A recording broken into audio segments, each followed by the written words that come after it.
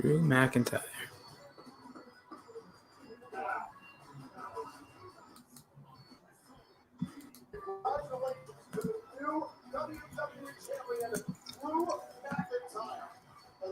All right. Oh, what am I doing?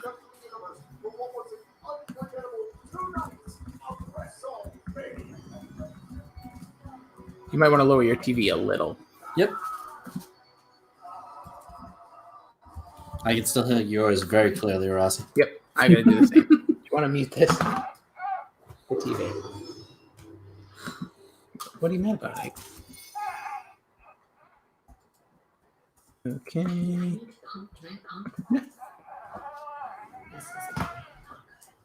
Got a little kid starting to wake up over here. All right. All right. No, of course. All right, welcome into Rossi on Wrestling. I'm your host, Jason Rossi. With me, as always, is my tag team partner in the podcast fair. His name is Billy. He goes by the Twitter handle at BillyD2411. Billy, it is WrestleMania. What the hell is going on? I was very, very, very happy. Like, extremely happy. I loved it. The whole thing? Some of it wasn't great, but I watched it with the Jobber Knocker crew pretty much the whole time. Take a drink early and often, and it kind of filled that void of not having a crowd. See, I'm going to say the first thing that comes to mind after this, I don't really give a crap about crowds anymore because you know what? Being at WrestleMania is being at some of these crowds. Sometimes the crowds are dead and can actually hurt a match. Like, we'll go over the entire 2 nights. We'll briefly talk about the things, over both nights, but then we can talk about some of the things we really liked. But for me, the thing that I noticed about this situation is that a lot of these matches that probably would have had dead crowds were actually more entertaining because I wasn't worried about, the crowd's dead. Mm-hmm. And I thought that was like a huge plus to the entire audience and to everybody watching.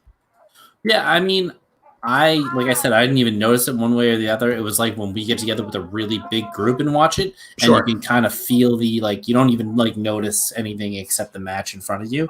And that was really good to me because there's a few matches that stick out in my mind that I think the crowd would have, I don't know if they would have been super behind the Rhea Ripley match right away, but that match to me was they would have. Classic. An opening match usually you're going to have the hottest and most enthusiastic crowd right at that time. I don't know because of the way WrestleMania works nowadays where you have that really long pre-show and that really long build.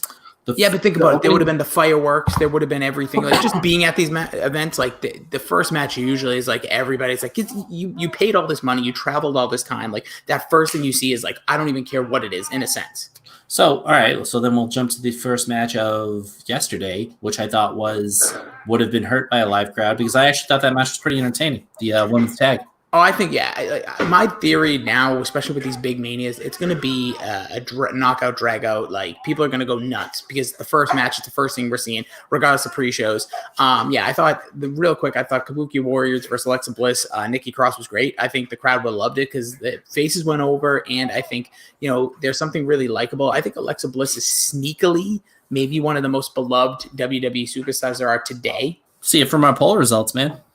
Honestly, the theme's of fire, and I just think there's something about her that people really relate to. She's hot, and she's pretty good in the ring. She's got spunk to her. That's what I think it is. She's got a lot of charisma. She's got that natural charisma. She's super likable. She's small, cute. There's everything about her. I think is something that the WWE audience of 2020 is really, really into.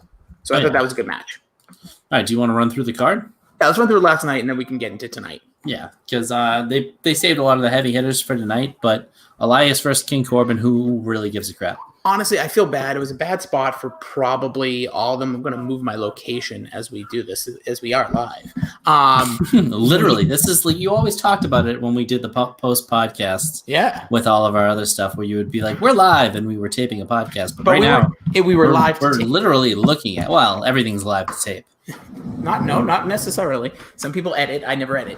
I get what you're saying. So anyways, but back to the point of Elias King Corbin, just no need for the match. Felt the match. The one thing that really hurt it was Elias suffered this big injury 2 weeks ago, and that didn't play 1 second of a factor aside from the introduction of the match. Just kind of that was weird, but fine. Yeah, and that was not where you wanted King Corbin. King Corbin was one of the hottest heels in the biz going into the WrestleMania season, and that feud kind of killed it big time. I'm not a fan of Elias right now. And last year he couldn't have been hotter with the John Cena feud. So they really, really wasted one of the better heels in the business.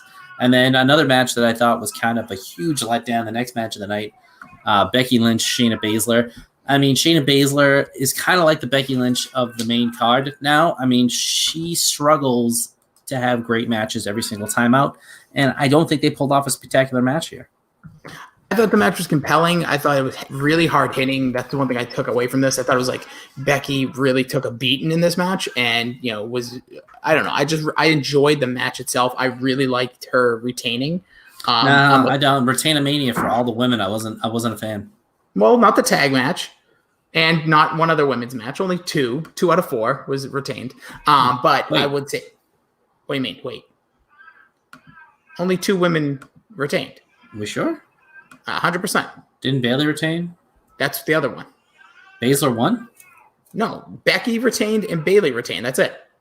Oh, Charlotte changed hands. Oh, she's just such the favorite in my mind. Okay. Yeah, you already thought she was the champion, probably. Mm. So, but I think, Becky winning, I'm really compelled by Becky. I talked about it in our pre-show. I thought that was Dr. McGillicuddy's when I looked real quick. I talked about this in our pre-show that I'm compelled by Becky. I love long title reigns. I love the idea of her holding on to this. If it's up to me, if I have the pencil in my hand, I'd love to see this thing strung out all the way through WrestleMania 37 and then maybe her and Ronda, big showdown, or maybe something at SummerSlam. But I like the idea of having a dominant woman.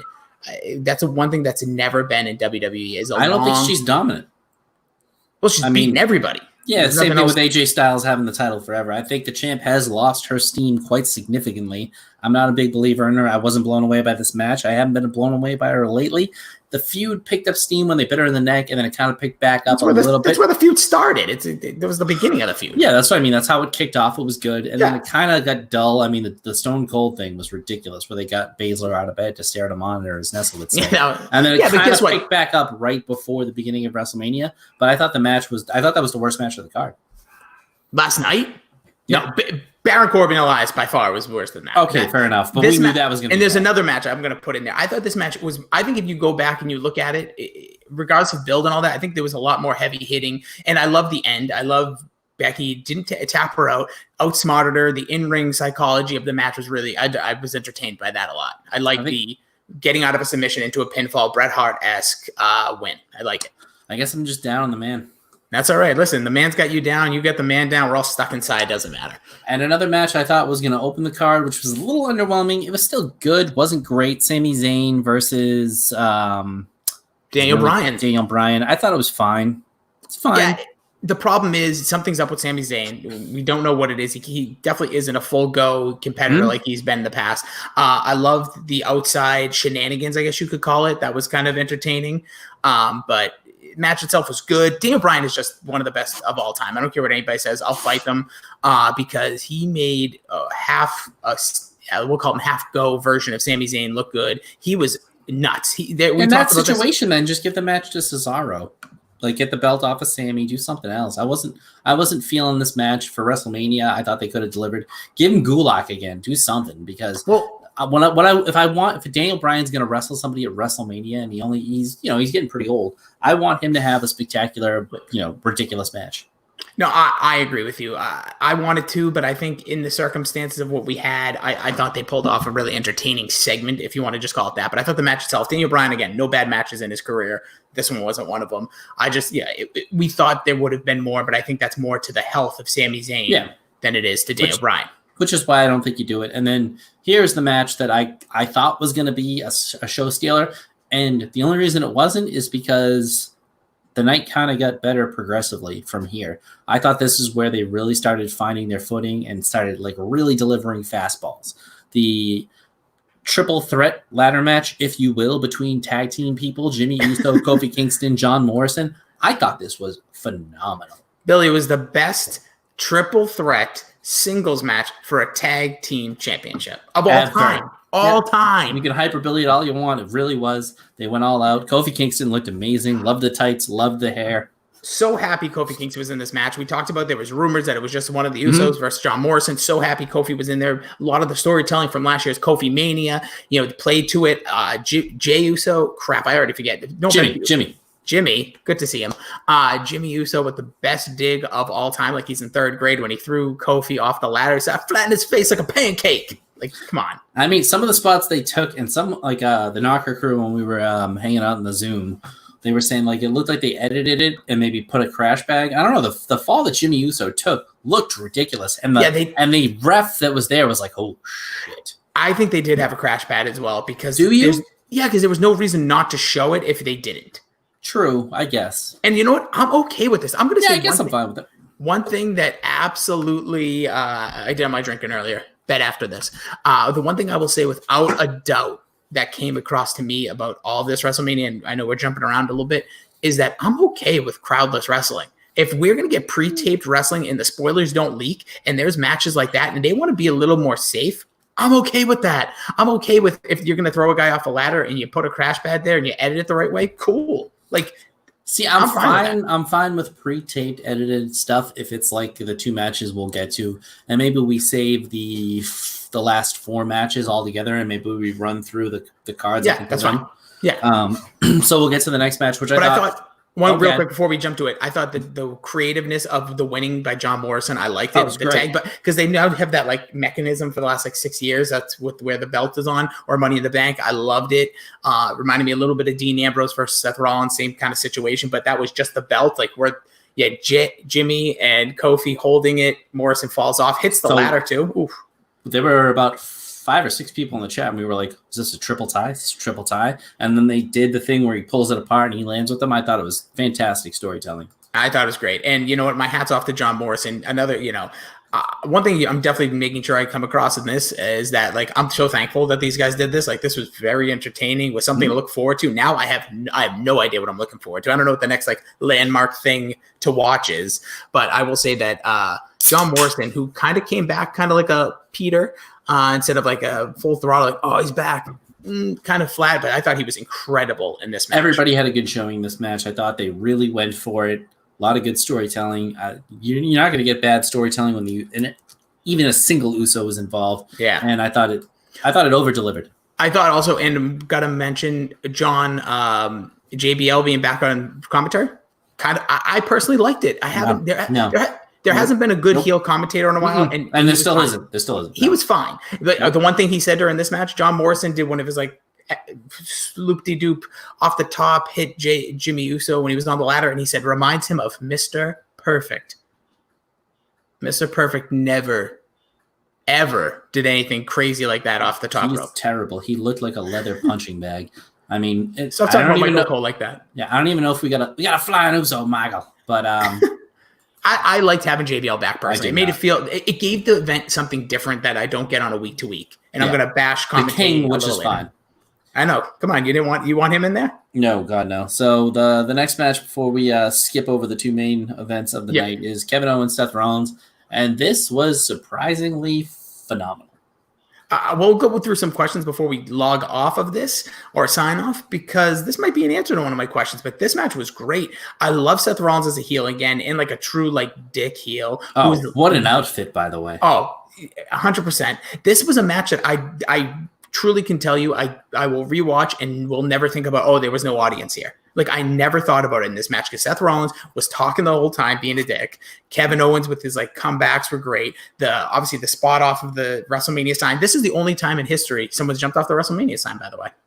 And it was cool, man. It was really that cool spot, really. And we were all, we couldn't sync up the WWE network perfectly. Sure. So it was kind of cool. We were all quiet during the big spots, but you could see the people's reaction. And mine was just like, I was way out. I was like, yeah, that was awesome. It was crazy because I was like, no, he's not going to do that. And there was a small crash bag. I'm glad there was inside of the table, but that was ridiculous. That was insane. Watching that table crash compared to when Shane McMahon jumped off to The Undertaker, that one seems so much more ridiculous. This one seems like a car crash. Painful, and he hit that beautifully. It was just a really, really well done match, and we'll get to it in the kickoff match. Well, not the kickoff match, the opener match from tonight's WrestleMania.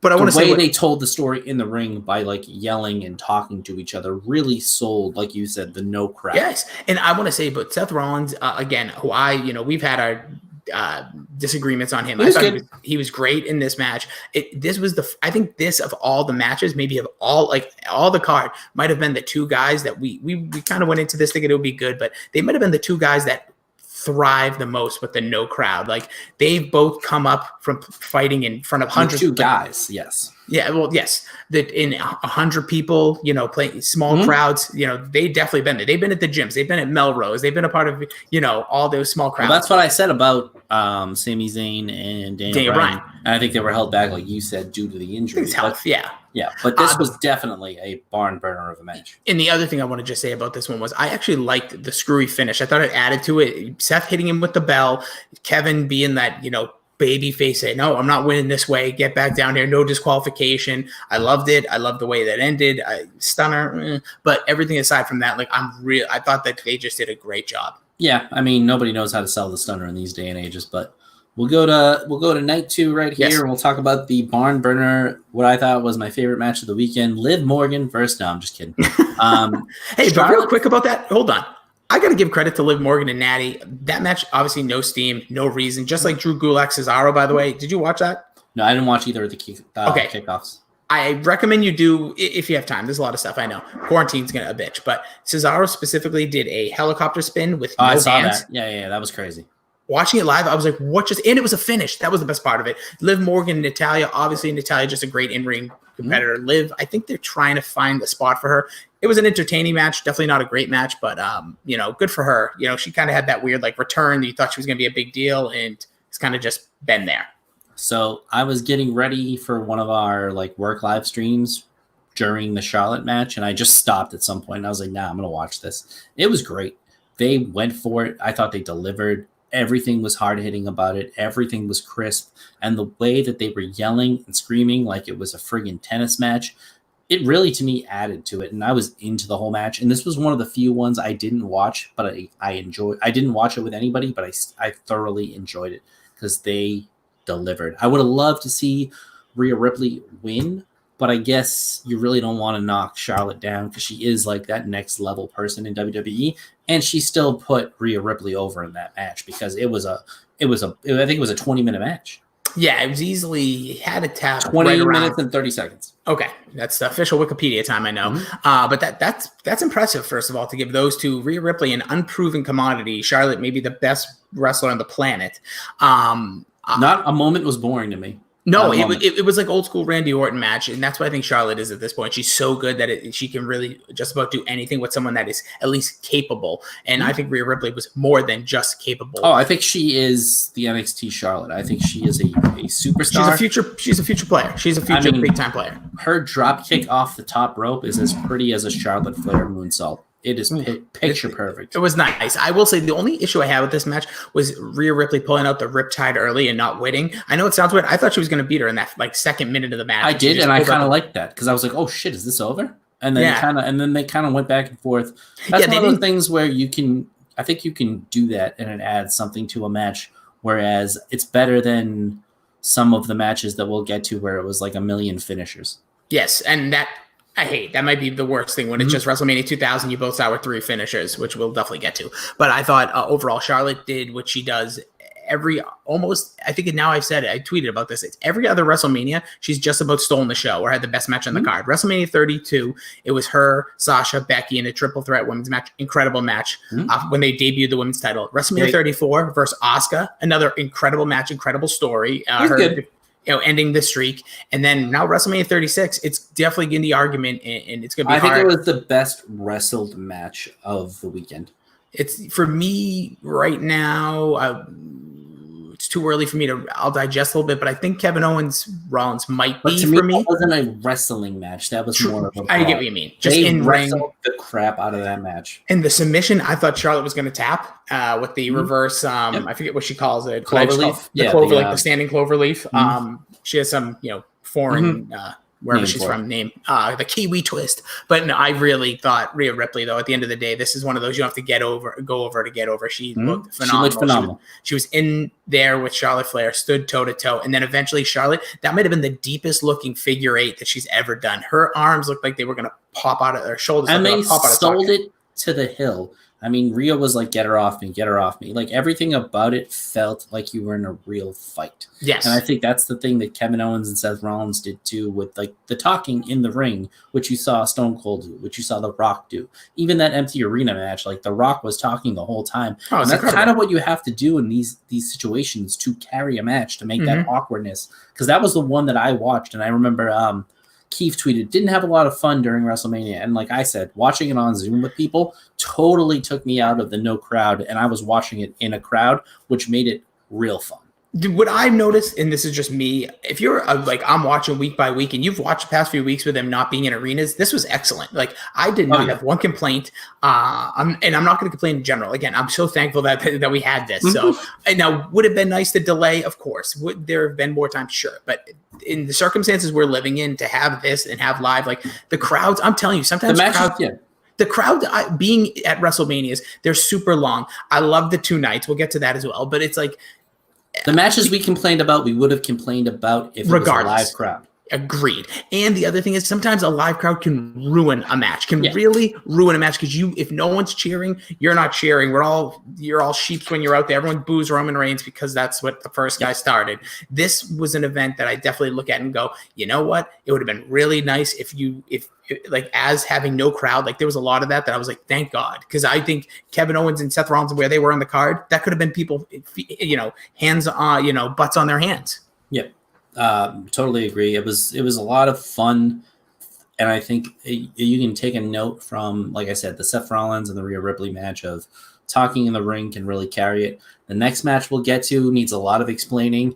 Aleister Black beats Bobby Lashley in 7 minutes and 20 seconds, and we're moving right along to Otis and Dolph Ziggler. Well, hold on. Let me just say one thing about it. I got to say one thing. They made Aleister Black look strong by making it not be like a 2-minute match. It gave Lashley some offense. It was weird at the end, they splitting up Lana and Lashley overall, but I don't know. Lashley deserves so much better than this too. He should be one of those dominating Brock Lesnar types. The guy's a massive beast. He looked like a monster in this match, like physically, but monster. He's the monster of wrestling. And I just love Aleister Black's entrance. And it was smoky in the arena. And they get rid of those green shit-stained weird tights. Oh, yeah. He was all black. He was looking good. He was looking great. And he got the win. I like it. All right. So we're moving on to one of the funnest parts of the night. Otis versus Dolph. I thought this was a lot of fun. He finally gets his kiss from Mandy, steals the girl. A lot of crotch stuff in this. I thought it was...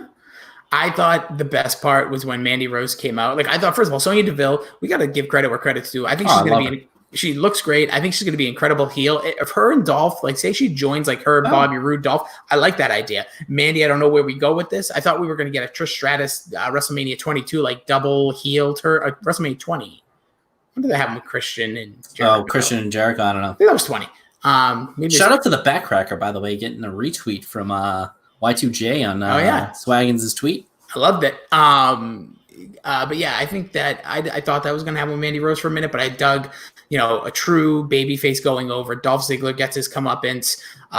Mandy Rose coming out looking like a superstar, and Otis gets the win, gets the girl. Come on, what's better than that? It's WrestleMania moment. That might be one of the, like, maybe we'll talk about this, Dan, but like, what was WrestleMania moment? I think so far what we've discussed. I think Kevin Owens jumping off the top and Otis getting the girl, getting the win. It's like true WrestleMania. Oh no, that was like the highlight of the picture of the night. Just made you feel good. Tell me you don't feel good. It's a top 11 romantic stories in the history of television. In television? Yeah, that's what wrestling is. People forget. No, but like you're saying in wrestling television? No. Television. The arc of this story has been that damn good. Does he get the girl? Does he not get the girl? Twist. Right, we might have to make a list then. Sounds like something we'll be doing in the future. All right, and then this one I was kind of in and out on because I was in the heat of Madden, but I saw the ending of it, and I did like it, the Street Profits versus Angel Gaza and Austin Theory, which, who the hell are either of these guys? But the match made no sense. That's fine, though. It's WrestleMania, the tag belts. You got to put them on there. Street Profits, always entertaining as hell. They had a nice promo earlier in the night. I think right before this, I do want to maybe it was after this. Maybe you'll probably you have it in front of you. But I did like the ending of this. I thought, with Angelo Dawkins sliding into the ring was the other big moment of the night. Yeah, that might have been a WrestleMania moment. He looked like Billy Gunn. I thought, this match definitely lost my attention to a degree, obviously coming off the last match. But I also, the thing about this, by the way, I think you might have jumped over a match. Did you do that purposely?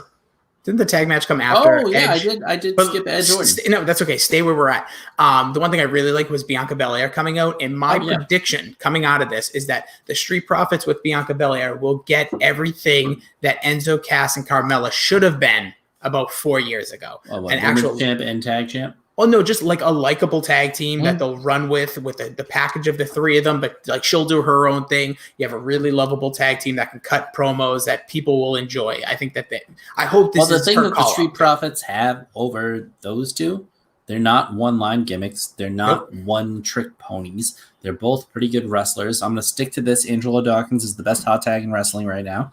I have to agree. I was really trying to think. You said it the other day. I was trying to think of the Lucha Brothers, but they both play off of each other. I wouldn't give a hot tag one way or the other to the Young Bucks. Can't even do it to a Private Party. No, Private Luchasaurus is kind of there, but I wouldn't say he's the hottest tag in wrestling.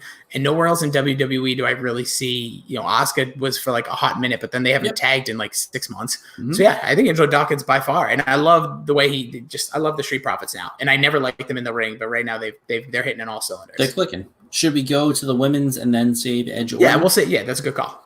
Okay, so look at me, just doing it by accident. The ladies' fatal all five-way. The best things are accidents, including me. Yep. Ladies' fatal five-way. Once they got rid of Tamina and Naomi, who I love both dearly, and I'm not even kidding about that. I do like both of them. Once they got rid of them both, the match really picked up, and it was a good triple threat match. I thought they really brought the heat there. I'll give a little credit to Tamina, and they gave her like the Nia Jax treatment. She was a beast. Everybody was trying to pin her. Two people couldn't pin her. Then when all four women did an off the top rope move, I just thought that was great. That was really cool. And I love how all four pinned her, got her out of there. Then I did just like clunky with 5 people. It is. And obviously it wasn't meant to be. It was meant to be 6. Hope Dana Brooke's doing better. But the thing with that I really was intrigued by about this match was how they did the callback to Team Bad with Sasha, Naomi, and Tamina. And I'm like, who remembers that? Like, it took me a minute. I was like, this was a group, right? And they were like, yeah, it was something. And then somebody goes, Team Bad. Team Bad. Think about it. Like, that was something that was maybe 2 months long in the summer of 2014. 15? Yeah. When was WrestleMania 32? It was before 32. 4 years ago. So 4 years ago would have been, so 15. So the summer of 15, like that, they do no callbacks. Actually, this whole WrestleMania was all about callbacks, by the way. Great. But they never do that stuff in the ring. They never do that on the commentary. You never know what happened in the past, but somehow they shout that out like 2 minutes into the match. I thought that was cool. Yeah, Naomi, I actually don't even remember how she got eliminated. I kind of felt bad. I feel like she was just kind of like once. I thought she could actually steal this win, but she didn't. Me too. Obviously. And, she's gotten a big WrestleMania win, WrestleMania 32 in Orlando. But then, once it was down to Lacey Evans, Sasha Banks, and Bayley, the storytelling went through the roof. The action in the ring was great. I thought, that's my friend. You made me hit my friend. Lacey Evans, basically trying to split the two of them up. I thought it was really compelling. I thought that was really good. Yeah, Lacey Evans brings it. She hit the moonsault correctly once, but she always winds up kneeing the girl. I know, but I thought it looked good this time. And I love that moonsault. And I had this question with my wife. I said, how old do you think Lacey Evans is? And I'm going to ask you, Bill. I mean, she's fit as a fiddle. She's beautiful. It's probably a trick question. I could put her anywhere from like 31 to 43. I'll say 38. I said the exact same thing. My wife said 36. Looked it up. She's 30 years old. See, she's one of those girls that she looks like a woman, all right? She looks like an older woman. Yeah. And it's not a disrespect. It's also the way she's made up. She's beautiful. She just looks distinguished, and that's like not a bad thing for a woman. She's so traditional. She just she's amazing. I would kill to look like that. Like when I was 30, I don't look that good when I'm fucking 15. Yeah, you're like 100 now, and look at you. Yeah. Look at me. This quarantine bod is not doing so hot. But yeah, so I thought that the way it went down with the triple threat, the eventual elimination of Sasha, I thought it was really cool because Bayley saved Sasha originally. Then, the wherewithal, we'll say, of Lacey Evans, the woman's right to Sasha. Bayley gets knocked down. They say that Bayley didn't look like she was in any rush to help Sasha, but at the end of the day, she was still knocked down. So obviously that will play into the storyline eventually. She lost her nose ring during the match too. Oh yeah, you see the blood? A little blood there. My wife called out all the blood. Charlotte bled during the first match. Like her arm was bleeding. Randy Orton was bleeding. Edge was bleeding.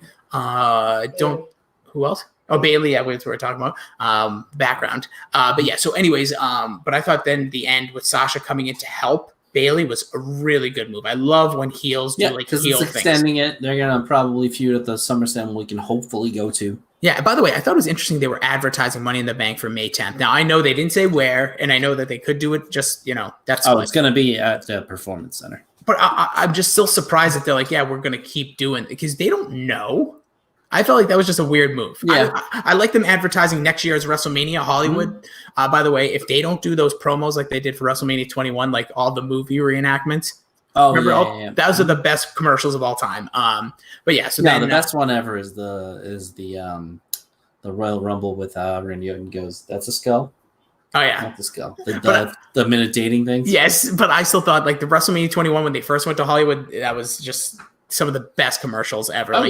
Anyways, but all right. So now do you want to start Edge and? So let's go Edge Orton here. I didn't get to see all of this match. I saw the ending. It seemed like it was way too long.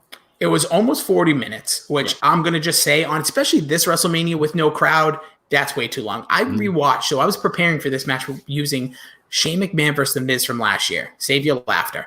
I was at the event and me and my wife missed it. We just skipped that match. We're like, you need to take breaks in 6-hour events. I definitely appreciate this match. I mean, this event being 2 separate nights of like 3+ hours each almost. But this match being 38 minutes with no crowd, tough one. Tough call, WWE. Also, I saw this on Twitter. I'm not that type of fan. I usually don't either comment too much about the ladies' gear, and I usually try not to do this. But the part where Randy Orton put Edge in I think it was like the TRX thing, and he like tried to hang him. There was a incident that happened, and there was a lot of people tweeting about Chris Benoit. We'll just say that. Yep. And that was a tough, bad taste. Maybe they probably didn't know, but every creative person right now is probably going, "Oh crap." Anyways, but aside from that, I thought the match was what it should have been. 2 guys that hate each other and want to kill each other, and that's what it kind of looked like. Obviously, the choreograph where we're going, they had to get through the arena. I thought, first of all, that Performance Center looked like it was 2 feet by 2 feet, and then all of a sudden during that match, I'm like, this place is huge. Yeah, I would have much preferred just like a Rhea Ripley, Charlotte Flair in-ring, really just brutalized match because both of them are great in-ring workers. They don't need that kind of a match at WrestleMania. I agree. Don't. And it's the beginning of this feud. I'm still assuming. I would love to see them move on. Maybe Edge can get in the ring with somebody new because we don't know how long he can actually go. But the one thing, this is the first last man standing match in WrestleMania history as well. Obviously, there's many firsts, but that one I was kind of thinking. I was like, the only thing I can think of that comes close was Falls Count Anywhere with Macho Man versus Crush at WrestleMania 10. Oh my God! Wait, huh? But this match, it was good. It wasn't great. It was hard to watch at some points. As my wife said, I think she said at one point, she goes, how long? What's a time limit or something like that? I'm like, oh, no, there is none. I mean, just think about it. A regular 1-hour show is 42 minutes of actual content. That was about this. Yeah, with the package, with the front package of it, it was over 42 minutes. Mm-hmm. So I will just say I love the ending. First of all, there was a bleep. That I didn't like that. Edge said, like, stop effing counting to the ref, and they bleeped it out. I thought, like, what's the point of that? They also let a swear go last night, so maybe they were more sensitive because Baron Corbin definitely dropped that F-bomb. Oh, okay. There was a couple swears tonight, but like that, I just was like, come on. Like, if you're going to let him swear, let him swear. And I just thought it was the cinematic scene at the end where he's going to like kill Randy Orton, basically like a movie. Mm-hmm. I thought Edge, clearly his acting that he's been doing since he's been in wrestling is definitely played into this. The promos have been great. I just thought that moment when he was just kind of like crying, thinking like, I have to kill you right now to end this. Cool. Liked it. Edge gets the win. Big return. Way too long. All right. So I think we just have the championship matches left and the cinematic ones. Yes. I say we go to the championship matches and then we talk about the cinematic ones because to me the cinematic ones were. And there's definitely more to talk about. Can we start with the Universal title? Sure. Go ahead. I know people are excited for Braun Strowman to be a champion. With no story and no offense with Goldberg, it just didn't do it for me. Spear. Power slam, running power slam, match over. I mean, it pretty much would have been the exact same match as Roman Reigns. But this is coming from me. Roman Reigns would have done it better. It just would have played better. There would have been a little bit more. And I think Roman Reigns, him recapturing the title after everything he's been through is more of the story. It is. Braun Strowman, with all due respect, like has been absolutely ran through the gutter over the last year. Oh yeah, I mean he had the worst Intercontinental reign of all time. Honestly, it was for 3 weeks. He defended it 0-0 once and lost, and they didn't even talk about it. I don't know. I like Braun Strowman. I hope this is a big moment for him. This for people creatively behind the scenes, like time to make him a monster again. And I wouldn't even mind if he became a heel. I think he needs to be. I think he needs to be like this. This should have never been if it wasn't for me. Like he needs to do one of those like ego trips. Like I beat Goldberg. Goldberg beat no the Fiend. Crowd. It's going to be really tough to do anything with him because that's where he gets a lot of his steam is the crowd. So I'm going to be interested to see where they go with him. I just hope he can just be like, honestly, like I know it's gonna be hard because I depend, but like they should just be like, I'm glad Roman wasn't around because I'm so sick and tired of playing second fiddle because he needs to always be the guy. Well, guess what? Now I'm the guy. I'm the champ. No one's taking it from me. I'm not dancing anymore. I'm not doing the things you ask. Like I'm not playing big. I'm not wrestling with a 12-year-old. Yeah, exactly. Like he should say that. He should be like, I've been the joke of this company when I honestly could kick anybody's ass. That's what he should say, and then we're good. But I thought the match was. And I was so glad it wasn't the last match. Yes. Goldberg, by the way, what a payday. What a payday by Goldberg. Those are the softest. If I have to take any move as a finisher in all of wrestling, feel it's the power slam. Please give me it every day. He's letting you go down gently every time. Seriously. And Goldberg, another thing, just real quick. I know this might sound, I know he's 53 years old, 55. His beard looked terrible. It really did. He made him look so much older. Like just shave it, trim it. He looked so bad after a few months ago. Like put butter down on a cookie sheet to make cookies, and then you put like the powder over it. Yeah. And the way it looks like that's what his beard looked like. It just looked like a dusting. It looked terrible. It didn't look professional. It didn't look good. It didn't look clean. Like an idiot.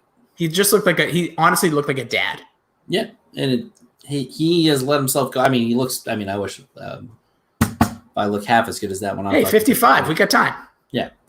So, and then the match that we just saw, the last match of the night, the last match of WrestleMania, the main event of main events of the 2-night main events, it was fine.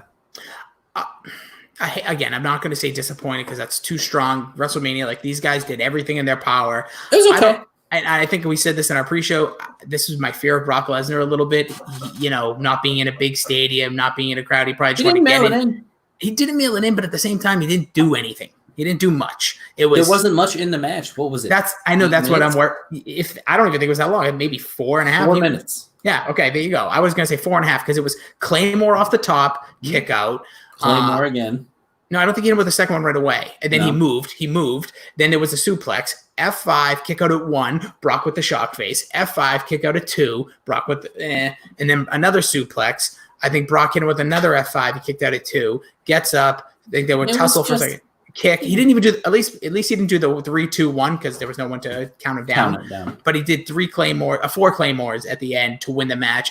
My issue with this is, and I know we can argue about it all day long about Seth Rollins. Last year at WrestleMania, Seth Rollins, it was a really weird match where he got like attacked before. I don't even remember it. It was the first match of the card, and then Seth Rollins pulled off the big win over Brock at SummerSlam. It was a true clean, no chairs, no nothing, come from behind win.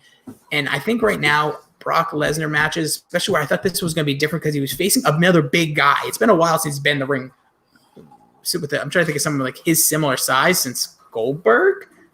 3 years ago. He's bigger than Goldberg too. But I mean, like that's the closest guy I can think of. That's like a big, like a heavyweight. And I thought this match we could have actually went somewhere where they both actually wrestled. We could have seen some more stuff, but I'm not a big fan of like the Mac in ring. I'm a big fan of Brock in ring when he brings it. He brought the facial expressions. They just didn't give him the time, and it was a tough fucking act to follow. It was, but think about it. This wasn't him following. Who knows where this was taped, how this was taped, or how they did it. I just think at the end of the day... No, but even still, like putting this after what we had just saw, there was no way it was going to work. Like it was just, you're in an impossible situation. I don't know. I think that when we get to the Funhouse, I think that's going to be more... I think people are going to hate that more than they're going to like it. I just have a feeling, just knowing the temperament of wrestling fans. I don't really care what anybody else thinks. We can move on to it now. I thought it was amazing. It was... If you work in areas you work in, areas I've worked in the past, you live for stuff like that. This was so good. It was ridiculous. The ending was a little bit like the match. It wasn't a match. Here's the problem with it. It felt like I was watching a Raw segment. I will say that, and that's a lot of things I think you can say because this didn't feel like WrestleMania for obvious reasons. Yeah. I think there was moments that we already spoke about, but this segment, whatever we want to call this, was just fun. It was cool. And if you've loved or hated John Cena, this is everything you want. If you hate John Cena, you can't hate him after this. This guy did every goofy thing. He made himself look like a moron. They did all the innuendos about making fun of Nikki Bella. They made all the innuendos about where he came from. When they did this, everything that they did, I was like, yep, perfect sense. That's awesome. That was cool. That was a great idea. That was amazing. Wow, that was really cool.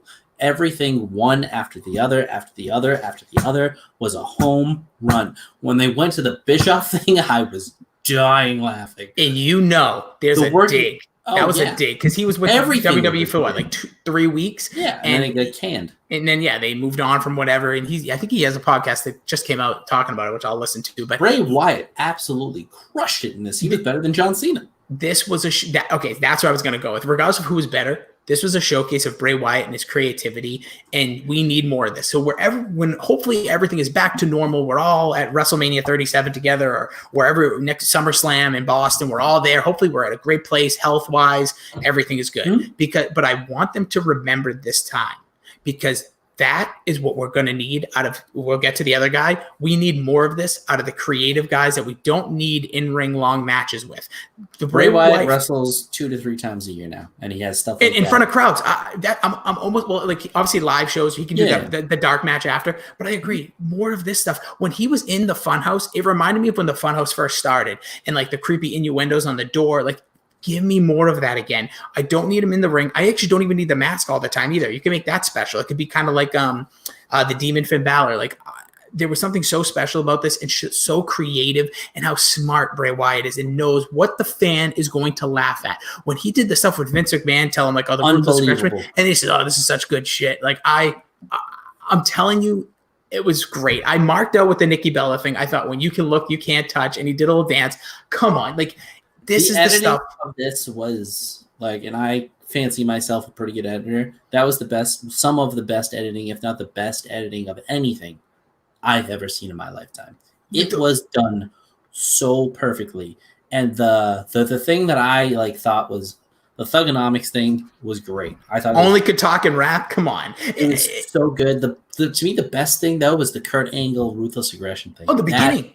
Kills me. So I will say, I thought that this was actually going to be a real match right after that. I thought we were going to start there and then be like, John, here's where we are. Like, there was going to be like ripple through time, which they kind of did, obviously. The only thing you could ever complain about, if you want to be that person, is like, well, was that a match? What the heck just happened? That's fine. It was entertainment. I was entertained the whole time. I was just as much, and just see John Cena doing like when he was doing the curls and then his arms couldn't work, and they did obviously that's the Macho Man, Hulk Hogan. So now you can just have a real match now. Yeah, and guess what? If you don't, I'm fine with that too. He could just say, I needed to rid him. That's all I need to say. I needed to rid him. And I don't even need an explanation. When he disappeared at the end, like, it's spooky, it's goofy, it's wacky. I'm cool. Listen, you can't see him. Now you literally can't. I thought that's what he was going to do at the end. I thought I was going to see The Fiend do one of those. That would have been the coup de grace, but. No, that would have been if Finn Balor was here. Boom, nailed it. No, him versus Walter are coming up, I think, a week from this Wednesday, by the way. Fuck it, I'm good. Because they're doing takeover over the next 2 weeks of NXT. Ooh. So I think NXT is going to get my actual live viewing this week. Yeah, I'm never a fan of a Finn Balor match. It's always fine. Okay, so then let's get to the Boneyard match, Bill. I had a bone in my yard for this one. I was completely wrong. This was Undertaker, and I think one of the Ray or Joe or somebody said it. This was the Undertaker starring in a B movie. It was a B horror movie. Me and my wife. So I didn't watch it. So good. I didn't chat with many people. Obviously, I was on Twitter, interacting with people, but I like the actual communication. Like, I was so locked into this WrestleMania because I'm usually there. I've been there. The last time I watched one, it was at my apartment. It was 31 with all you guys over. I wasn't. Yes, you were. Was I? You were at my house. Yeah, at my apartment at WrestleMania 31, and when I lived in Revere, it was a long time ago, so it doesn't matter. You were there. I remember we got Pizza Joe. We got a lot of calzones. You housed a lot of food in a very short amount of time. I housed a lot of food tonight. I'm sure you did. Oh, you got that Domino's. I was going to intercept that order because you put the order number on it, and I was going to see if I could redirect it. The other Billy D on Twitter said it, and it's so true. I don't know if you've ever played Fortnite or Call of Duty. They do that. They do the drop now. They just leave it at your door. And so like, see? it's just like a fucking loot drop. Yeah. But this match, the thing I loved about it right off the bat, once it, like the spooky, like the scene, like all the commentary went away, the scenic, like dark shadows, the fog came in. I'm like, this. I thought it was just going to be a promo in the beginning. I thought the Undertaker was going to be like a 1990s promo. Mm-hmm. And that's who I thought. So we talked about this in the pre-show. I thought the Undertaker was going to be the one that lived through the eras in this match, but it was actually John Cena. Mm-hmm. It was John Cena. I thought it was going to be Undertaker. I thought it was really cool. Obviously, I'm happy it went the other way. This was really cool with the hearse backing up. I need the gif of AJ popping out laughing. Like everything about this match was great. The thing that people have to really AJ, I think, is a much better babyface overall because I think he just naturally comes across. I don't think he is unless he's against the right people, and I don't think they have the right people. No, I agree with you, but I just think he looks like a babyface.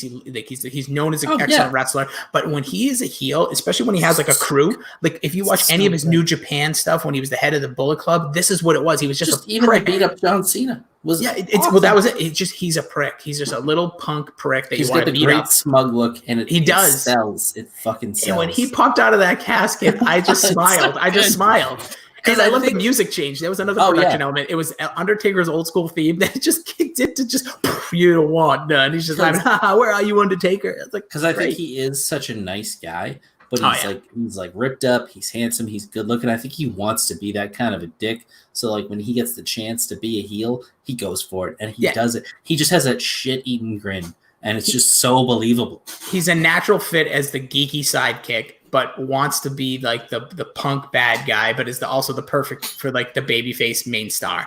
Anyways, then the Undertaker, we got Metallica kicking it old school when I think he had Metallica as one of his themes against Triple H in like 28. But anyways, he comes ripping down American Badass style on the bike.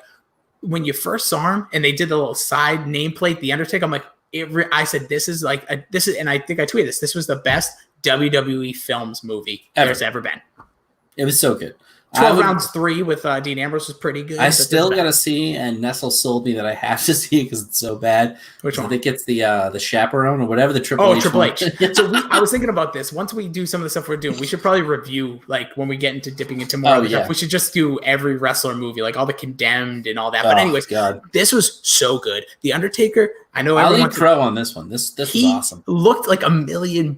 Even when the bandana came off, I thought the bandana was going to save us, or he was going to turn into like a COVID-19 mask. But he was badass in this. This was just really fun. It was fun. Like the production value in this one, from just a shooting stylistic point, was off the charts. It was so well done. This, if you give me the Undertaker in just these matches from here on out, I'm cool. I'm going to go ahead and say that I hope that's a takeaway from this. And I'm an Undertaker mark until don't do it with anybody else. Do it with Bray. Do it with the Undertaker. And that is literally. Or if you have another character that you think will fit into this, like maybe I know. I'm just saying, like as we go on, like do it where you think is necessary. Or the promos, especially. I'm done with promos in front of crowds. If I go to a Raw, I don't need Edge coming down to the ring to address the crowd unless I need to address the crowd type of promo. If instead of Charlie Caruso interviewing people, end it. We don't need her for that anymore. It is time backstage. Backstage, it's all about getting them back into the atmospheric thing. Mick Foley had the boiler room. Even like Jake the Snake was just always around like dark rooms with the green screen. I'll take that. Yeah. All that stuff, bring it back because it is time, because that is entertaining. Kabuki Warriors right now, give me all that. Just have them talk Japanese 30 seconds with the Kabuki Warriors logo behind them. Back to the point of this match, though, it was just fun from the get-go. AJ Styles, not known as a brawler, so that was a little weird too, but just loved the Druid situation. Everything about it was cool. It was just cool. There was nothing that I could complain about in this whole match. Nope. And the best part about whatever you want. I don't care. Call it a match. I don't care. I'm fine. I'm totally on board with everything that happened. If you're not a wrestling fan, or you pop on for WrestleMania once a year, you get into it this time, or you just said, I'm going to watch it. It was goofy, but it was great. What? You didn't care about a crowd when that was airing, did you? There was no, oh man, I need the crowd reaction, did you? I've never seen this this particular horror movie. I don't know if you have, but the one where the guy has the chainsaw for his hand. Evil Dead. Is to me, it felt like one of those type of actually Army of Darkness. If I'm going to be a nerd, it was Evil Dead 1, 2, then Army of Darkness 1, 2. But yes, Bruce Campbell as Ash. Honestly, that's a good way of looking at it. They made a show recently called Ash vs. the Evil Dead. I think it was on Showtime, or don't quote me on that, but. I've seen scenes from that movie, and that's what this felt like. It was kind of was like winky. Yeah, it was campy. It was winking at itself, but it was fucking good. And I love some of the lines in there. Oh, I did not like the AJ Styles line. That was terrible. No, but the shovel in the beginning, he's like, I'm going to hit you with the shovel, and I'm going to bury you with the shovel. And then Undertaker obviously comes out of it. And then he goes, don't bury me, Undertaker. Don't bury me. And it's like, it was so good. Great. That's great stuff. Except the only thing I will say is the ashes to ashes, dust to dust line was poorly delivered. It was terrible. Well, that was, not everything was going to be spectacular. But him popping up from behind him on the it was great. It was so front good. end loader. Yeah, it was. And then some people were trying to I was listening to some stuff about last night, and they were like, do you think the Undertaker got up, ran around, and got there? Or was that like teleportation? I'm like, don't think about it. Just, it was good. Yeah, it was TV magic, man. Yeah. That's all it was. Jason Voorhees is 500 miles away. You get in the car, you drive, you open a door, and there he is again. I don't think about how he got there. He's just there now. And it's unfortunate for our main character. But I will say that I thought also at the end, when the pyro, the logo back on, he gets back on the bike, cue Metallica, rides off. Some people, here's the one thing I'll argue about. Some people said this got to be his last match, and we've been saying that for years. I mean, I hope to God it is. But this really shouldn't be. If they keep doing it like this, I'm cool. Yeah, give me. Everyone was. I remember on Twitter, everyone's like, "Oh, where's Kane?" And the whole unholy trinity thing, he brought it up again, but we didn't really. I don't know what the payoff to that was. I mean, if you want to try them out for the super shows, I don't watch those anyways. Yeah, no one should. That's fine. Except for the fact that they're changing titles there all the time. But if you want to do these kind of things with him twice a year, sign me up. I'm on board. Honestly, and if you're in a live crowd, let's just say SummerSlam. We're going to be there, let's say, and everything works out. And you want to have Undertaker versus whoever, I don't care who it is, Undertaker versus blank, and you want to do one of those, and I'm at the arena, and they just portray it on the Jumbotron, I'm fine with that. Because guess what? When I go to a movie theater, it's up there. When I go to concerts, I've been to Muse and some of these really high performance concerts. They have little movies. I've seen U2 several times where half of the concert is you're looking up at the Jumbotron. You're not watching Bono and Edge play or sing. It's okay. That's where I hope WWE takes this. And maybe we get a little more Undertaker for there's stuff like this. And maybe not always Boneyard, but different fights. Or in general, now it's time to start opening out of just the arena. That's the one thing I hope they do. Yes. I don't want it with anybody but Undertaker and Bray Wyatt though. Unless it's in place of a backstage segment. Sure. And I agree. But and I want to see them. Yeah, that's the thing I've been begging for years. I know that Nestle, the Jobber Knocker, has been too. Just production value. Just give me production value. And that's what WWE, you're one of the best production companies, bar none. Honestly, you can go through the NBA, the NFL, all these NFL films might have the best retread of history film, and NBA might have very good storytelling. Yeah. Yes, and NBA might have really good modern tie-ins with culture, music, athlete, and all that. But WWE has some of the best production value to even the smallest things that people don't even notice. Just watch the Open to WrestleMania. It's incredible this year. I loved how the tongue-in-cheek, pull it back, and kind of played into what we're going through right now. This is an unprecedented time. This needs to be more heroic. It's just good stuff they do. Or as Vince McMahon, or I think in the... Good shit. Yeah, but what's his name in that? It's Boss McBoss Man or something like that. This is some good shit. So and it was.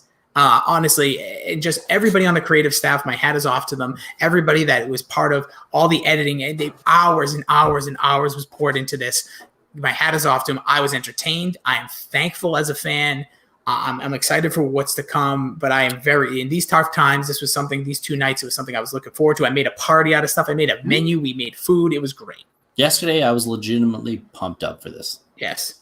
Legit, I was excited before it started. And the B show, we'll call it, the Saturday Night Show, delivered. I thought it was really good.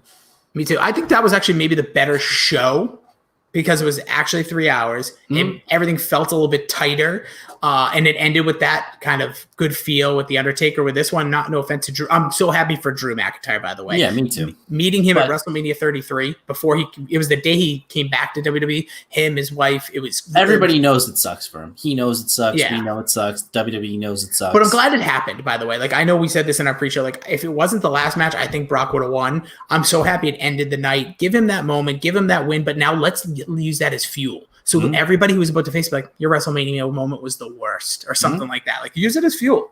Like the Big Show, what was it, Cody Rhodes? Yes. Yeah, honestly. That's a perfect type of way. Like, you've been a goofball all your life. Let me ask you some questions, but as we kind of wrap this up. Fire away. The first one I would say is, what do you think comes out of WrestleMania? Like, tomorrow night we have Raw. What is the one thing that you think comes out of this, that ties into that? Or who starts Raw tomorrow? We'll go there. Who starts Raw tomorrow night? I think it's got to be Drew. See, I was thinking Drew or Edge. To me, it's got to be Drew. You might save the Edge for the end because they'll probably replay something from WrestleMania in the middle, I would imagine. Yeah. Probably the Undertaker. Is he technically, what's AJ on? Is he Raw? Yeah, they're both Raw. Well, yeah, AJ's Raw. So, that's a good point. I bet you're right. The Boneyard match probably will be replayed because it's getting such great praise. WWE sent an email basically saying that the Boneyard match was phenomenal, and they're was trying to get you to download the network. I thought, okay, what do you?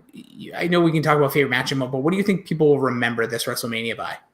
Will it be the no crowd? I think it's the two production elements. Yeah, I don't think it'll be by the no crowd because as a wrestling fan, I marked out at every moment of the John Cena thing, and the Undertaker thing blew me away from a standpoint of it was goofy, it was campy, but I had fun. And I was it was everything I would have wanted it to be that I didn't even think was coming. And here's one thing. A lot of people, obviously, Matt Hardy got a lot of pub. There was a lot of tweets. Matt, thank you for everything you did. But one thing, he changed the game here. He did. But the one thing you have to remember about that, and the guy who's still currently employed, who we met. JJ Dillon? No, Jeremy Borash. Jeremy Borash. He was a big part, and we know that we saw him do the JR show at Laugh Boston about 2 years ago. He was amazing. He was a great guy. He's a creative. He talked about he was part of the production. He helped write all those segments. So I have a feeling he's going to be a big-time player for them in both of those segments. I bet you yeah.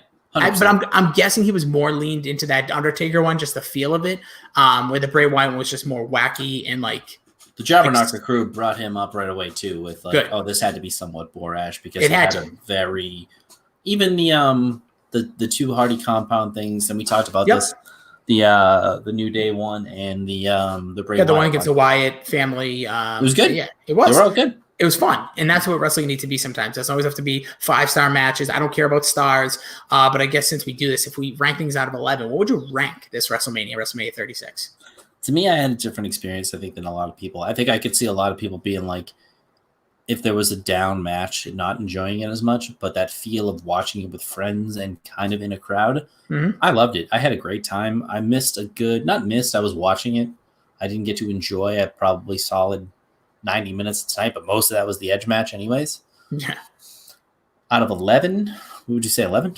I said 11. That's our number. 8.5? See, I'm going to give this, there is some sympathy vote to it, but I think it's a solid 8. A solid, hard 8. And, a lot of it. 9. 9.5. Yeah.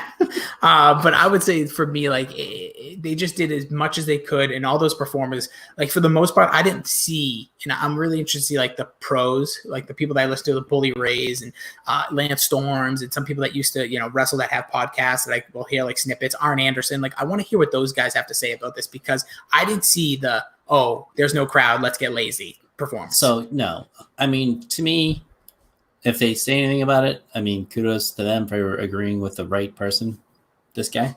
But my opinions on this, just looking back on it, are never wrong. And they're not. Of memorable moments, the two production value matches are going to be memorable forever. I will never forget those. The Rhea Ripley, Charlotte Flair was an instant classic, 100%. Yep. Mm-hmm. And then the Seth Rollins KO match was fantastic, and I think the Usos match kind of reached that level of wow, these guys went for it, and that's 5 And I know it was 2 nights and 60 matches, but you normally get 60 matches during WrestleMania. Yeah, and it's usually one night. And I argue you to name me, maybe I'll have a tough time remembering the Usos match 5 years from now, but I don't think I will. I think I got 5 solid matches out of 2 nights. That's not bad. Yeah, for me, Kevin Owens jumping off is going to be, like I said, a highlight for years, and I think it was a great moment. I think because it was different. It's not a Hell in a Cell. It's not like off of something when he did that, before. I was like, no way is he fucking doing that. And when you saw the distance and the spot and the great shot, shot of the camera up to and camera down looked like it was as close to the Mick Foley one that they've ever done. Correct. Yep. And for me, that I thought also the Otis, getting Mandy Rose, getting the moment. Girl. I thought that was a great moment. The match can be forgotten, but that's the thing about wrestling. WrestleMania. That's still a moment. I thought that was great. When I think quickly through, because it was a good swerve too. I didn't know how it was going to play out. You thought Mandy may have gone, heel with Dolph, but they didn't. They decided to give it to him. And the Vince McMahon definitely didn't want to do that. Vince is probably like, she would never go with a guy like Otis. Although Otis is big. He likes the big guys. Yeah, but he doesn't even like him like that size. Stakes and weights, baby. Yeah, unless he's a bad guy. But I would say that I'm going to give Drew, it's not going to be a moment forever, but he's the first ever champion from the UK. So this is kind of weird. Last year, we had the first ever black WWE champion in Kofi Kingston, crowned at WrestleMania. This year, you have the first ever United Kingdom champ, someone to win from the United Kingdom, the WWE championship. Kind of blows my mind. Yeah, true. Which part? United Kingdom one? Yeah. If you go watch the Drew McIntyre Chronicle, by the way, incredible I watched the story. first 10 minutes. It's pretty cool. Oh my God, it's so good. And he talks about like how frustrating a lot of stuff is. He makes fun of like his past, and he basically talks about how this like COVID-19 situation, like is in the beginning, he was like kind of selfish. He's like, this is going to ruin my moment. This is going to ruin like my match. And then he's like, well, this is a really big deal for like the world. And now I have to go out there and perform to like lift that spear. It's really good. He just seems like a guy you want to love. And I think that's another reason. I wish I saw a little more of that on Raw, but well, that's the thing that they don't do. They don't connect the audience with their people. Yes, and that's the main thing that all good stories do is they make these people relatable to you. Yeah, and especially that's the thing they miss out on a lot. And I think that's why I still love Kevin Owens, because he does that through Twitter. Yeah, but they got to make that a part of his story. Kevin Owens has been so poorly portrayed as a face over the Seth Rollins thing's changed the game since like December. But before that, when he was like the do-gooder and all that, and then they had him force him to be a heel again against Kofi when he was part of the New Day. It was weird, but you're right. They definitely got to find with Kofi when they actually connected to who he was as a person. The crowd latched on and didn't want to let go. No, and going back to some of these matches, I remember like the ladder match to me. The only reason I think it will be remembered is because it was a singles match for a tag.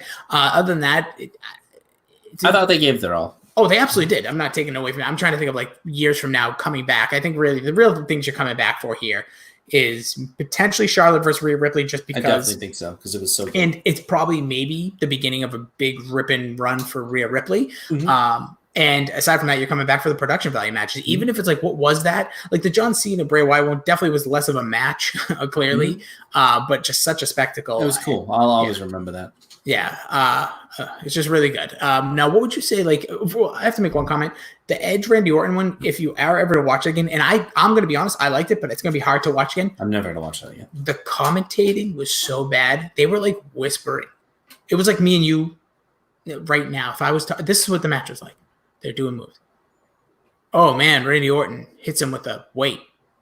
Oh, he gets out of the way. And they were like whispering when they were talking. It's like, you guys aren't going to be heard. Like I just stand by the fact that you don't need those two guys who are probably two of the best. Like, all right, you guys go out for bigger superstars, go out and do your thing in the ring. They're probably two of the best ever. Yeah, I want to say that the problem with this one was this one could have used the production. That's the one thing. I think this one could have been a match. They could have threw a little of the production elements in and done some stuff cinematically. I would have taken a great 15-minute match where it looked like Randy Orton was going to end Edge's life in the ring, and then Edge sneaks a victory at the end. Yeah, and one thing we didn't cover, we'll start this way. What did you think as Gronk as the host? I thought he was poorly executed, poorly used. I would have preferred him to get involved in the Elias match and kind of launch him if he's going to be a superstar as a superstar. Everything they did with him was kind of hokey. You didn't sell him to me as a big ticket thing. You sold him to me as basically Titus O'Neil, and you proved that by replacing him with Titus O'Neil. I feel good for Titus. Titus does so much outside of WWE he's a that great people spokesperson. may never know. He does so much for communities, all that. He is an ambassador for that company. That's really the reason I think he's still there. Maybe if you put that on TV, people might like him. But Gronk starting off the night last night, night one, there's a guy who needed an audience. There's a guy who needed that like vibe off the crowd, reading canned lines. No history. If he's a big wrestling fan, he could be like, I remember Hulk Hogan slamming Andre. I remember this. What is going to be tonight's big thing? Kick it off and then go to Alexa Bliss's music. He needed to have a move in the ring versus somebody. You're right. By the way, as we're talking, I think he is currently your 24/7 champion. Who gives a fuck? Well, the big joke is, was he going to run to Tom Brady's house? Now that Tom Brady lives down in Tampa. Could be. But I actually have high hopes for Gronk with WWE, even if he's an in-ring competitor, just like being a part of like commentary, anything. They're turning him into a legit goofball, and it's not going to work. Nope. His music being that low-rent party rock theme is bad. I don't know. It just his presentation was terrible. It really was, and he was probably the most affected performer with no crowd, not being in front of the big, large audience, because I just don't think they would have done anything right with him. I thought they did a lot of stuff. I think he would have vibed the first night. Even still, I think they're making him just a goofball. And someone pointed this out. I think Wrestling with Regret is one of the YouTube videos I watch. They put the umlaut over Gronk on the Gronk Mania, like the double O, like the circles or the period. Umlaut, sorry. English major over here. I don't get what that means. So does that mean his name is like Grunk? I don't care. After being so in on Gronk after his first SmackDown, because he was great. He was great on that. He was. I'm already out. Because you know what? That was live. That was live. When it's pre-taped, I bet you they filmed those things several times. I bet you we're going to hear the story in 15 years on a Pritchard podcast or something. It was like Gronk was awful at that WrestleMania, because you know what? He probably was like, "What the hell? This isn't what I'm good at." Like, put him. Like, if you go back to WrestleMania 33 when he came in the ring to help Mojo, like there was energy. He was good. That's what you kind of said. That's what we need. When he jumped off the stage, that was kind of cool. But other than that, it's like, I just don't care. Like the 24/7 championship, that's what you're using for the 24/7 title. You know what they're going to get off of that? A lot of YouTube hits and a lot of Twitter clicks. Even still, I'm just using why they're doing it, but that's like tough look. If you're ever going to make this guy into something, that's a weird, tough debut. No good. And then Titus back to Titus O'Neil becoming the host after that. That's where you put him. You put him on the Titus O'Neil level, whether you wanted to or not. You just did. You're right. That's such a bad look. You replaced him with Titus O'Neil, and you said to your fans, the guy who stands in this perch is Titus O'Neil level. Gronk was here. He's the level of a Titus O'Neil D-class jobber. Not even. Titus O'Neil's not even on TV. He's on. Nope. That was the first time I've seen him in months. That's the first time he's seen himself in months. That is maybe since the Royal Rumble. And then, and also, let's be honest, he wasn't in the Rumble. No, no, for like 3 years, I don't think he's been. And the other part of this is he was the first face you saw after the Bray Wyatt Firefly Funhouse. He's just like this. I did enjoy that. I did like that. What did we just see? Like, Titus O'Neil. When does WrestleMania come to? It's basically he got a moment though. There's Titus O'Neil's moment. Tough one. All right, if you had to, way too early to predict WrestleMania 37 main event, because tonight I don't care. We have to. I think you have to include two main events here. I think you're getting AJ Styles and Undertaker as the main event, and Drew McIntyre. So AJ Styles and Drew McIntyre both main event of WrestleMania, which is cool. Because don't they say that Bobby Lashley main evented WrestleMania? They sure did. WrestleMania 23. So way too early to predict. Well, before you answer that, do you think next year will be 2 nights? Do you think they'll do what they do? I kind of like this. As someone that goes, and I'd love to get my wife's take on it, instead of going to NXT one night, maybe they can move NXT to Thursday, or you can, instead of airing NXT SmackDown, Friday. Instead of airing SmackDown, Hall of Fame on Monday Night Raw. Or just do Thursday night Hall of Fame, Friday night NXT on Fox, so the world can see it. And then I know that might be tough with television rights and stuff, but who cares? 2-hour event, do it there, and then WrestleMania night 1, WrestleMania night 2. I think there's something to that, but I would love to see it too. But yeah, so what do you think? Way too early to predict main event for next year, or maybe like players that you could see in the main event? I mean, Reigns has got to be involved at this point because he didn't get one this year, and you can't have a WrestleMania without Roman Reigns. Probably, what would be 3 years now without him in the main event? That's not going to happen. Yeah, it's been since 34. Yeah. So maybe Reigns Cena. Ooh, match that should have happened at WrestleMania 34.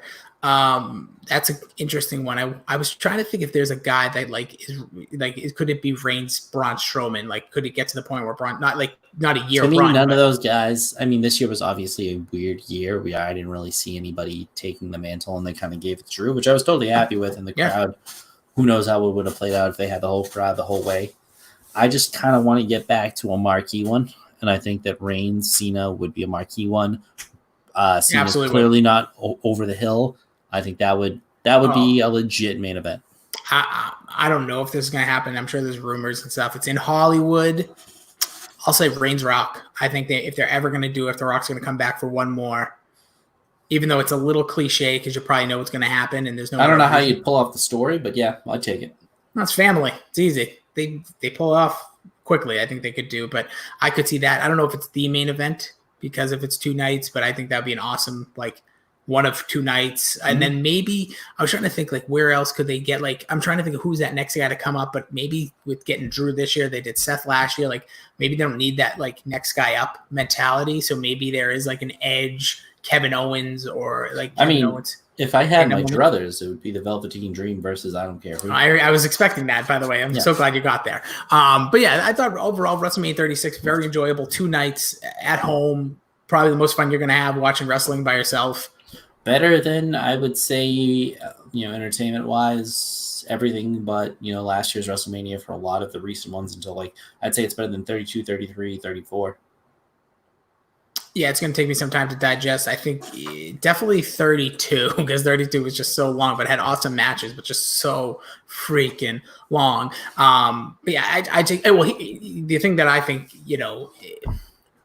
I don't know. It's hard for me to answer that. But the one thing I also was thinking, next year we're going to Hollywood for WrestleMania. So I was trying to plan out where they're going to go from there. There's obviously everybody wants them to go to the UK. I think Vegas is a shoe-in. Tampa Bay probably should get another one. Yeah. I think they will. I wonder if they're going to save Vegas for 40 and maybe 37 Hollywood, 38, maybe go back to Tampa, give Tampa their due, 39 if they're going to do London maybe, or maybe Atlanta or Vegas there, Vegas and Atlanta. London. I think, WWE should do it. The craziest fans are all from there. But I think 39, 40, you're going to get Vegas and Atlanta because Atlanta with the new stadium, Atlanta being a huge wrestling market. I just wonder where they go for 40. I've been really thinking about that for some reason. If it's Vegas, I'm in. Oh, dude. Vegas is definitely happening because they have the stadium, and it's going to – I would just wonder if they're going to wait to 40. Is that the spot for 40, or is Atlanta the spot for 40? That's in my head. I'm just it's got to be Vegas. But do you think they'll wait? Yeah. And I think Tampa – I personally, I think Tampa should get one in the meantime, though. They deserve it. I think they will. And I think the spectacle, the look of it would be incredible. That's the one thing that bums me out. If this was going to be, where did we go last year? New York, I could care less. Last year's stage was awful. It was just a big screen. It was boring. It looked like what we're doing right now. It looked like right behind you. Yeah. So I think, the pop and circumstance, I think, of Tampa Bay would have been really good. So I hope they get one back, but WrestleMania 36, it's in the books. It was different. It was the most unique WrestleMania in the history of WrestleMania. And I hope we never get one like it again for obvious reasons. But the one thing I hope that does come out of it, production gets stepped up and shorter events. And if you want to do it 2 nights and 3 hours each, as someone that travels, let's go. 100%. I think fans will definitely be down. I think NXT is an incredible product and doesn't deserve to take a quote backseat. But you know what? Maybe if they put that on, like you said, Friday night, Thursday night, or Wednesday, you're in a competition now. Maybe NXT TakeOver should just take place like they did a little while, years and years ago, right on the night of NXT. I'm down with that. I think USA Network night, Thursday night's fine. Thursday night, Wednesday night, whatever you're looking for, it could be. I just think the 2 nights of WrestleMania, and we can really start splitting up because now we can just get more big. What's the first match of the night? What's the main event? You have a lot of opportunities to give people rubs that they couldn't get in the past. I would totally be on board with it the way this went without a crowd. Agreed. All right. Any last goodbye statements from you? What do you say we do Tuesday night boy bands? No. Doesn't Dork do live Tuesday? They do Mondays. And I don't really give you one competition. They want competition? All right. Yeah, we'll do Tuesday. I'm down for Tuesday. Yeah, so we will be back. I got to create this new channel, but we'll be back Tuesday. We are going to count down the top 11 boy bands of all time. time. We're not talking about. I about. cannot tell you how thrilled I am for this. And we are going to talk about this, and we should tweet out some stuff. There is a criteria that we are using, and it's going to get controversial. I'm sure we'll contradict ourselves, but I think like the Beatles, not a boy band. Nope. The not that people would confuse the Rolling Stones. Like I don't think Maroon 5 is a boy band. No, like, I would draw the line at like the Jackson 5 is a boy band.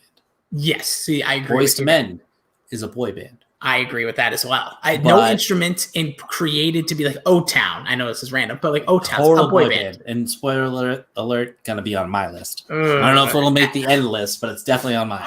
For me, because I want it all, Rossi, or I want nothing at all. I just thought you wanted to star in my Liquid Dreams. But I would say that for me with this, it's going to be I'm going to take this not from my personal favorites. I'm going to look at this from like a historical standpoint. So I'm going to have to be a little biased on my own self. To me, and I think we should definitely do the group list because that will create some animosity. I think we should do. Yeah, I think we should do our separate list, mash it together like we want to do. Portray it as 11. We'll talk about honorable mentions and we can fight about it as we go along. Yes, instead of doing 11-11. Yes, make a wish. Jinx, owe me a Coke. I don't want Coke. No, I have a big bottle of Coke because they just said $2 extra, throw it in with your Domino's order. I was like, I'll have a glass of Coke. Sure. I haven't had one in months. I also think, what the hell's mine?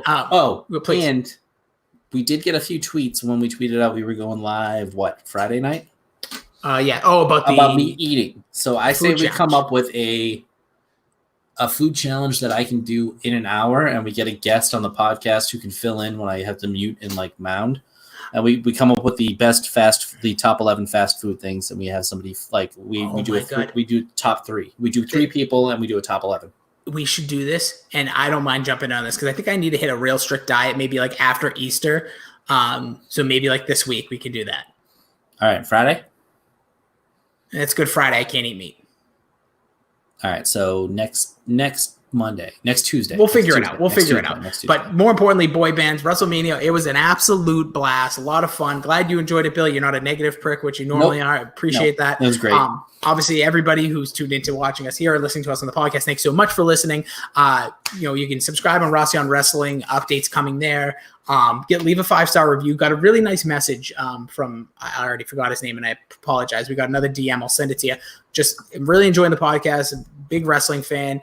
Told him a little bit of some of the stuff we're thinking is like cool. Like, I just think it's, it's cool. If you guys like what we're doing, please let us know. If you don't like some of the stuff we're doing, let us know that too. Like, we're all about feedback, not shy, listen, we're doing this not just to listen to ourselves. We want to hear from you as well. And we appreciate you guys checking us out here on YouTube as well. We're out of here. That's it.